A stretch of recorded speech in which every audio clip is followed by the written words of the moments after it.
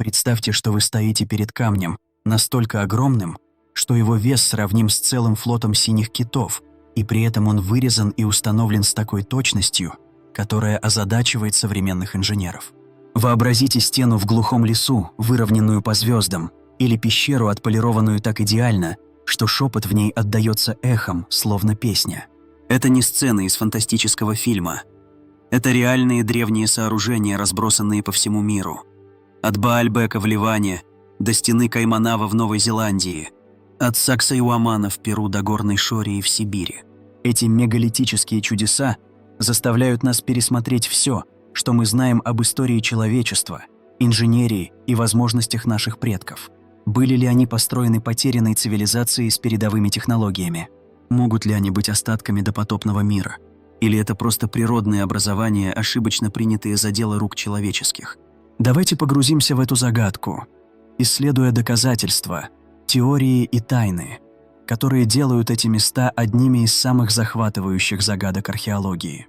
Начнем с Баальбека в долине Бекаа в Ливане, места, которое кажется вырванным из мифа. Известный как Гелиополис в эллинистический период, Баальбек является домом для храмового комплекса Юпитера, построенного в римскую эпоху, с каменными блоками настолько огромными, что Стоунхендж выглядит рядом с ними детской игрушкой. Самая известная часть – это трилитон, 3 известняковых блока, каждый весом около 800 тонн, формирующих подиум храма. Для сравнения, это тяжелее полностью загруженного реактивного лайнера. Неподалеку, в карьере, находится камень беременной женщины весом 1000 тонн, а в 2014 году был обнаружен еще более крупный камень весом 1650 тонн, самый большой вырезанный камень в истории. Это не просто большие камни. Они подогнаны друг к другу с такой точностью, что между ними не просунуть лист бумаги, и при этом не использовался раствор. Как римляне или кто-то еще смогли переместить и установить такие массивные камни? Основное объяснение приписывает это римской инженерии.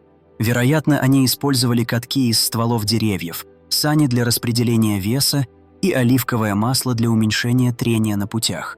Деревянные краны с веревками и шкивами, возможно, приводимые в движение людьми или животными, могли поднимать камни, а земляные насыпи помогали устанавливать их на место. Эти методы впечатляют, но правдоподобны, ведь римляне строили акведуки и пантеон, демонстрируя свое мастерство в логистике и инженерии. Но вот где становится интересно. Некоторые утверждают, что крупнейшие камни Баальбека старше римлян. Это место было финикийским поселением задолго до завоевания Александром Великим в 334 году до нашей эры, посвященным богу Баалу. Могла ли более ранняя, неизвестная культура заложить эти основы? Масштаб камней, превосходящий пирамиды или Стоунхендж, вызывает вопросы. В Великой пирамиде Египта использовались блоки до 80 тонн, а крупнейшие камни Стоунхенджа весят около 30 тонн. Монстр Баальбека в 1650 тонн находится в своей собственной лиге. Может ли это указывать на потерянную цивилизацию с технологиями, которые мы еще не понимаем? Теперь отправимся в Перу, к древней крепости Саксайуаман, недалеко от Куско. Это место, часто приписываемое инкам, шедевр каменной кладки. Массивные полигональные блоки, некоторые весом до 140 тонн, подогнаны друг к другу так плотно, что между ними не вставить лезвие ножа. Стены, выполненные в зигзагообразном узоре, не только визуально впечатляют, но и устойчивы к землетрясениям, что крайне важно в этом сейсмически активном регионе. Инки, правившие с 15 века до испанского завоевания в 1533 году, считаются авторами этого подвига, но точность и масштаб камней вызывают споры. Испанские хронисты, такие как Гарсиласо де ла Вега, были поражены Саксайуаманом, называя его величайшим архитектурным достижением инков. Однако некоторые исследователи предполагают, что место может быть старше инков, построено более ранней культурой и использовано инками в своих целях. Загадка углубляется теориями о том, как эти камни перемещались. Основная археология предполагает использование пандусов, рычагов и бронзовых инструментов, но отсутствие доказательств того, как такие массивные блоки транспортировались и обрабатывались с такой точностью, подогревает спекуляции. Одна смелая идея предлагает технологию гармонического резонанса. использование звуковых волн для левитации или облегчения веса камней. Хотя прямых доказательств нет, эта теория находит отклик у тех, кто верит, что древние цивилизации обладали знаниями, которые мы потеряли. Сравните Саксайюаман с Мачу-Пикчу или Ольянтайтамбо, другими инкскими объектами с похожей, но менее точной каменной кладкой. Может ли Саксайюаман быть остатком доингской культуры? Радиоуглеродное датирование относит его использование к XII-XV векам, но фундаменты могут быть старше, намекая на многослойную историю. Далее отправимся в карьер Яншань в Китае. Свидетельство амбиций династии Мин. Здесь император Юнле в начале XV века планировал создать колоссальную стелу в честь своего отца, императора Хунси. Тело стелы должно было быть 30 метров в длину и весить 16 250 метрических тонн, эквивалент 2500 слонов. Проект был заброшен, вероятно, из-за логистического кошмара транспортировки такого массивного камня на 10 километров к месту назначения. Археологи нашли железные долота, молотки и рычаги, а также свидетельства использования огневой обработки, техники, при которой камень нагревали огнем, а затем обливали холодной водой, чтобы вызвать трещины. Это показывает сложное планирование и организацию труда, но точность резко намекает на передовые техники, возможно, утерянные для истории.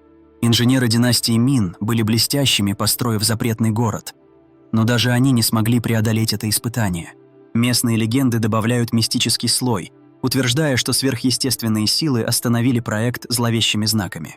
Были ли эти истории способом объяснить непреодолимые трудности, с которыми столкнулись рабочие?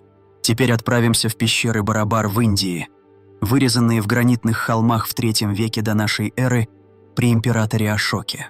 Эти вырезанные в скале камеры, предназначенные для буддийских монахов, отполированы до зеркального блеска, с акустикой настолько совершенной, что шепот отдаётся эфирным эхом. Пещера Ломас-Риши с ее подковообразным входом особенно впечатляет. Вырезание этих пещер из твердого гранита с помощью железных долот и молотков кажется почти невозможным, но точность намекает на передовые техники, возможно, огневую обработку или специализированные инструменты. Некоторые предполагают, что пещеры были не только духовными убежищами. Могли ли они использоваться для акустических экспериментов или даже металлургии, учитывая ранние достижения Индии в производстве стали? Расположение пещер недалеко от Гаи, духовного центра, добавляет загадочности. Были ли они частью сети древних научных или духовных центров, связанных с такими местами, как Аджанта или Эллора, где массивные вырезанные в скале храмы намекают на более широкую инженерную традицию? Наконец, отправимся в Горную Шорию в Сибири, где в 2013 году были обнаружены мегалиты весом до 3000 тонн. Эти гранитные блоки, некоторые высотой 140 футов, образуют колоссальную стену в удаленном ландшафте. Их плоские поверхности и острые углы предполагают человеческий замысел, но их размер и местоположение бросают вызов традиционной археологии. Исследователь Георгий Сидоров предположил, что они могут датироваться 100 тысяч лет назад, намекая на потерянную цивилизацию с необыкновенными возможностями. Следы оплавления и круглые отверстия на камнях, а также сбои компасов, подпитывают теории о древних технологиях или манипуляциях с геомагнитной энергией. Хотя российские власти называют это природным образованием, точность и масштаб делают это объяснение сомнительным. Сравните Горную Шорию с Баальбеком или Саксайюаманом. Сходство предполагает общее архитектурное знание через огромные расстояния, возможно, от допотопной цивилизации. Что объединяет эти места – их вызов нашему пониманию древних возможностей. От 1650 тонных камней Баальбека до сейсмоустойчивых стен Саксайюамана, заброшенной стелы Яншаня, акустических пещер Барабара и удаленных мегалитов Горной Шории. Эти сооружения раздвигают границы того, что мы считаем возможным. Основная археология приписывает это человеческой изобретательности, пандусам, рычагам, каткам и чистой рабочей силе. Но точность, масштаб и глобальное распространение этих мест порождают альтернативные теории. Могла ли потерянная цивилизация, возможно, существовавшая до глобального катаклизма 12500 лет назад, обладать передовыми технологиями? Мифы об Атлантиде или Великом потопе находят отклик в этих камнях. Или древние культуры обменивались знаниями через континенты, создавая глобальную сеть мегалитических строителей. Стена Кайманава в Новой Зеландии добавляет еще один слой. Обнаруженная в 1990-х годах, ее 10-метровые каменные блоки, выровненные по сторонам света, напоминают инкскую или микенскую кладку. Однако в Новой Зеландии нет истории таких построек. Это природное образование, как утверждают некоторые геологи, или свидетельство домаорийской цивилизации. Точность и отсутствие близлежащих карьеров подпитывают спекуляции о древних миграциях или потерянных континентах, таких как Му. Эти места от Ливана до Сибири, Перу до Индии и Новой Зеландии заставляют нас переосмыслить историю.